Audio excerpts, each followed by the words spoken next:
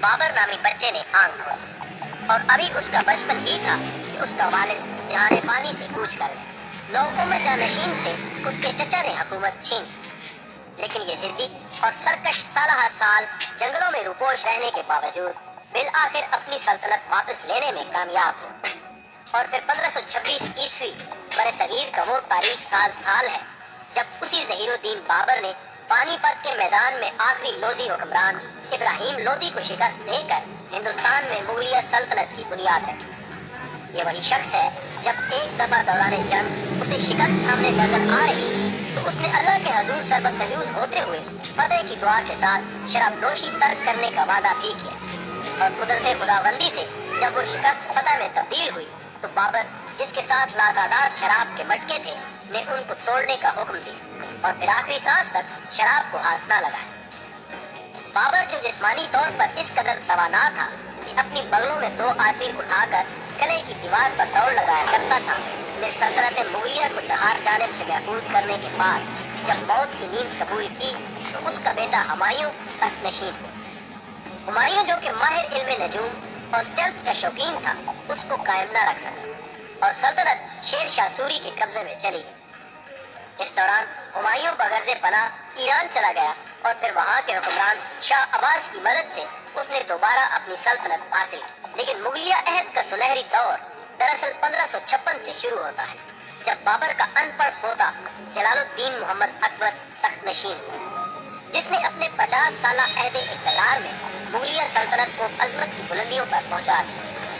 لیکن جلال اکبری کی قسم، بابر نے ہندوؤں اور مسلمانوں کو باہم قریب کرنے کے لیے اپنے درباری علماء فیضی، ملا دو پیازا اور بیربل وغیرہ کے توسط سے جو دین الہی کے نام سے نیا مذہب پیش کیا، اس نے تاریخ میں اکبر اعظم کے اجلے دامن کو داغدار کر کے رکھ دیا۔ اکبر جو کہ خواجہ معین الدین چشتی کا از حد معتقد تھا، کی دعاؤں سے اس کے گھر میں شہزادہ سلیم نے جنم لیا، جس کو وہ اپنے مرشد کی عقیدت کے اظہار کے طور پر شیخ الہند کہا کرتا تھا۔ جب 1606 میں شہزادہ سلیم مغل تخت کا وارث بنا تو اس نے اپنا شاہی نام نور الدین محمد جہانگیر رکھا۔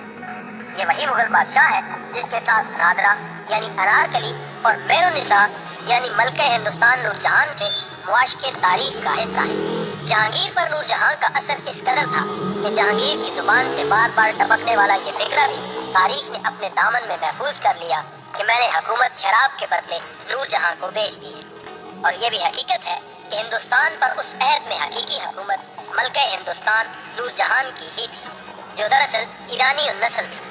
جس نے جہانگیر کی وفات کے بعد راوی کے کنارے، جو کہ اب اپنا راستہ تبدیل کر چکا ہے، عظیم تاریخی مقبرہ جہانگیر تعمیر کروایا، جسے ایرانی فن تعمیر کی ایک جھلک نظر آتی ہے۔ جبکہ اسی کے ایک کونے میں نور جہاں کا اپنا ویران مزار بھی موجود ہے، جس پر نور جہاں کا یہ شعر تحریر ہے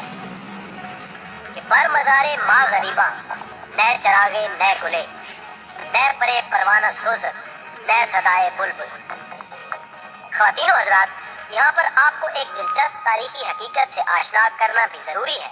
کہ جہانگیر ہی نے منگل اور بدھ کے دن گوشت کا ناغہ مقرر کیا تھا، جو کہ آج تک نافذ العمل ہے، جبکہ حضرت مجدد الف ثانی کا وہ معروف واقعہ بھی اسی عہد میں پیش آیا جب آپ نے اس کے دربار میں حاضری کے وقت گردن جھکانے سے انکار کر دیا۔ ناظرین گرامی، 1627 میں جہانگیر کے اس جہان فانی سے رخصت ہونے کے بعد اس کا بیٹا شہزادہ خرم تخت نشین ہوا، جس نے 20 سال تک شہاب الدین محمد شاہ جہاں کے نام سے حکومت کی۔ یہ ایک انجینئر بادشاہ تھا جو کہ اپنی نادر تاریخی عمارات، جن میں شالمار باغ لاہور، تاج محل آگرہ اور شاہی قلعہ لاہور کا شیش محل کے علاوہ دیگر کئی عمارات کی بدولت آج بھی اچھے لفظوں سے یاد کیا جاتا ہے۔ شاہ جہان کو اپنی چہیتی بیوی ممتاز بیگم سے بلا کا پیار تھا، جس کو وہ پیار سے تاج کہا کرتا تھا۔ اسی تاج کی وفات کی یاد میں آگرہ میں محبت کی وہ یادگار تعمیر کی گئی جسے تاج محل آگرہ کے نام سے موسوم کیا جاتا ہے۔ اور یہ بات بہرحال کسی اعزاز سے کم نہیں کہ 17ویں صدی عیسوی میں تعمیر ہونے والی یہ عمارت دنیا کا 7واں عجوبہ ہونے کا اعزاز رکھتی ہے۔ شاہ جہان کو بدقسمتی سے تاعمر بادشاہی نصیب نہ ہو سکی اور 1658 میں اپنے بیٹے اورنگزیب عالمگیر کے بادشاہ بننے کے بعد شاہ جہاں کو اس کے اپنے ہی تعمیر کردہ پسندیدہ قلعے آگرہ میں قید کر دیا گیا، جہاں پر اس بدقسمت بادشاہ نے اپنی زندگی کی آخری سانسیں مکمل کی۔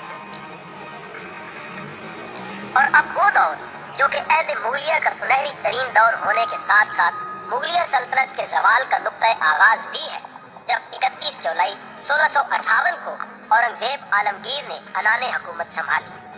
یہ اگرچہ شورشوں کا زمانہ تھا جب مرہٹے پنجاب سے بنگال تک مختلف علاقوں پر قابض ہو چکے تھے اور نواب آف بنگال اور نظام آف حیدرآباد اپنی علیحدہ علیحدہ سلطنتیں قائم کر چکے تھے، لیکن اورنگزیب عالمگیر کی جہاں پیما نظریں اور بہترین ایڈمنسٹریشن نے مغلیہ عہد کی دیمک زدہ سلطنت کو 1760 تک یوں سنبھالا دیا کہ عہد مغلیہ کی جلالت اور شان و شوکت پر کوئی حرف نہ آ سکا۔ اورنگزیب کو تاریخ میں مسلمان بادشاہ کے نام سے یاد کیا جاتا ہے۔ اس کی بعض پالیسیاں ایسی بھی تھیں جن پر غیر مسلم کمیونٹیز کی تشویش سامنے آئی۔ اسی عہد میں موسیقی، جو کہ مغلیہ شاہی درباروں کی جان ہوا کرتی تھی، پر پابندی عائد کر دی گئی۔ ایک روایت کے مطابق ایک دفعہ گلوکاروں نے آلات موسیقی کا جنازہ نکالا۔ آواز سن کر جب اورنگزیب نے پوچھا کہ یہ کیا ہنگامہ ہے، تو جواب ملنے پر اس نے کہا کہ ان سے کہو کہ اس دشمن خدا کو زمین کی گہرائیوں میں دفن کر دیں۔ اورنگزیب ایک متنازع کردار کی شخصیت تھا۔ تاریخ اسلام میں دو ایسی شخصیات ملتی ہیں جنہوں نے حکمران وقت ہوتے ہوئے قرآن مجید کی کتابت کر کے اپنا رزق کمایا۔ ان میں ایک سلطان ناصر الدین، جبکہ دوسرا نام اورنگزیب عالمگیر کا ہے، جو اس کے علاوہ ٹوپیاں سی کر بھی روزی کمایا کرتا تھا۔ جی ہاں ناظرین، یہ اسی شہنشاہ ہندوستان کی بات ہے جس کی سلطنت کی سالانہ آمدن 90 ارب امریکی ڈالرز کے برابر تھی۔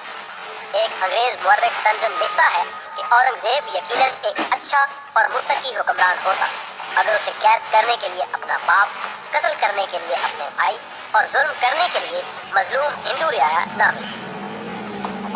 ناظرین محترم، جیسا کہ ہم عرض کر چکے ہیں کہ مغلیہ سلطنت کے زوال کا سفر اس وقت شروع ہو چکا تھا جب اورنگزیب نے عنان اقتدار سنبھالی،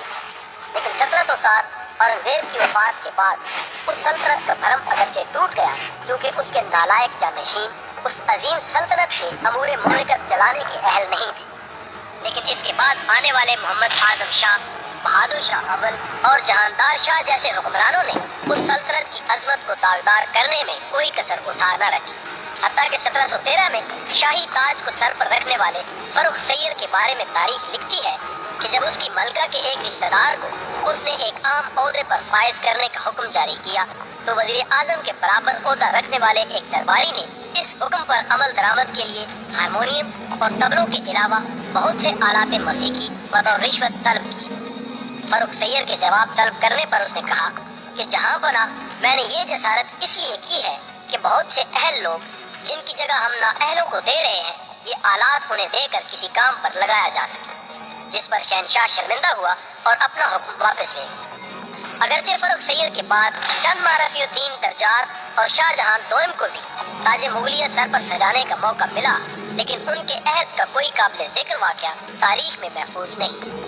البتہ محمد شاہ، جو کہ محمد شاہ رنگیلا کے نام سے مشہور ہے، کہ عہد تک لولی لنگڑی مغلیہ سلطنت رینگتے ہوئے اپنے وجود کا ثبوت دیتی رہی، لیکن 1739 میں کرناٹک کی وہ معروف جنگ جس میں نادر شاہ ابدالی نے مغلیہ فوج کو محض 3 گھنٹے سے بھی کم مدت میں شکست سے دوچار کیا اور پھر پایا تخت دہلی کی طرف بڑھا، تاریخ ہندوستان کا ایک ایسا سانحہ ہے جس نے نہ صرف عملاً مغل حکومت کے تنے پیرو سے جان نکال لی، بلکہ یہ سرخ صفحات بھی تاریخ کا حصہ ہے جب نادر شاہ ابدالی نے کسی واقعہ پر ناراض ہوتے ہوئے اپنے فوجیوں کو قتل و غارت کا حکم دیا، جس کے نتیجے میں محض ایک دن میں 1.5 لاکھ سے زائد انسانوں کو قتل کرتے ہوئے عظیم مغلیہ سلطنت کے دارالخلافہ دہلی کو خون میں نہلا دیا۔ اور پھر 1748 سے 1837 تک مغل بادشاہتیں اس طرح زمین بوس ہوتی رہیں جس طرح کہ گاندھی نے پاکستان کے بارے میں کہا تھا کہ میں نے اتنی دھوتیاں تبدیل نہیں کی جتنی کہ پاکستان حکومتیں بدل چکا ہے۔ 1837 سے 1857 تک عہد مغلیہ کی وہ دردہ شوق اور خونی داستان ہے جب لال قلعہ دہلی میں اپنے آپ کو شہنشاہ ہند کہنے والا آخری مغل تاجدار بہادر شاہ ظفر حکمران تھا۔ اس عہد میں عملاً ہندوستان پر انگریزوں کی حکومت قائم ہو چکی تھی اور اب تک مصلحتاً وہ صدیوں سے قائم مغل حکومت کا بھرم رکھتے ہوئے بہادر شاہ ظفر کو بادشاہ تسلیم کر رہے تھے۔ لیکن اس عہد میں انگریزوں نے واضح طور پر کہہ دیا تھا کہ بہادر شاہ ظفر کی وفات کے بعد اس کی اولاد کو لال قلعہ خالی کرنا ہوگا، لیکن فطرت شاید انتقام لینے کا فیصلہ کر چکی تھی، اور سور کی چربی سے تیار ہونے والے کارتوس کا وہ مشہور واقعہ جو کہ انگریزوں اور مسلمانوں کے درمیان جنگ آزادی کا سبب بنا سامنے آ گیا، جس کے بارے میں ایک انگریز مصنف لکھتا ہے کہ ہمیں اس جنگ میں تار برقی نے بچا لیا اور ہمارا پیغام رسانی کا نظام ہمارے حریفوں کے مقابلے میں کہیں زیادہ تیز تھا، وگرنہ ہندوستان ہمارے ہاتھوں سے نکلا جا رہا تھا۔ جب انگریزوں نے اپنی جدید سائنسی اور حربی ایجادات کی بدولت جنگ آزادی، جس کو انگریز جنگ غدر کے نام سے یاد کرتا ہے، میں فتح حاصل کر لی تو آخری بوڑھے مغل تاجدار بہادر شاہ ظفر کو قید کر کے رنگون لے جایا گیا۔ معزول بادشاہ یہ جان چکا تھا کہ اب اسے دفن کے لیے اپنے وطن کی سرزمین حاصل نہیں ہو سکے، سو اس کا یہ شعر کہ کتنا ہے بد نصیب ظفر دفن کے لیے، 2 گز زمین بھی نہ ملی کوئے یار میں، پیشگوئی کی صورت سچ ثابت ہو۔ رنگون کے قیامت خیز اور ظلم و بربریت سے بھرپور یہ لمحات بھی تاریخ کا حصہ ہے، جب ناشتے میں معزول بادشاہ کو اس کے نوجوان بیٹوں اور پوتوں کے سر پیش کیے گئے۔ بہادر شاہ پر مقدمہ چلایا گیا جو کہ اپنی 19 سماعتوں کے ساتھ 41 دن تک جاری رہا، اور بالآخر مجرم ٹھہراتے ہوئے اسے قید کر دیا گیا، جو کہ 87 سال کی عمر میں 1862 میں دوران قید ہی انتہائی بے بسی اور قسم پرسی کے عالم میں اس جہان فانی سے کوچ کر گیا۔ بہادر شاہ ظفر کی 4 بیویوں میں سے 20 بیٹے اور 32 بیٹیاں تھیں۔ ناظرین محترم، اس کے بعد شہنشاہ ہند ظہیر الدین بابر سے لے کر بہادر شاہ ظفر تک کی اولادیں یعنی شہزادے اور شہزادیاں بقول میاں محمد بخش لکھی وال نہ ملتا جس کا اج تک کھاندے ملتا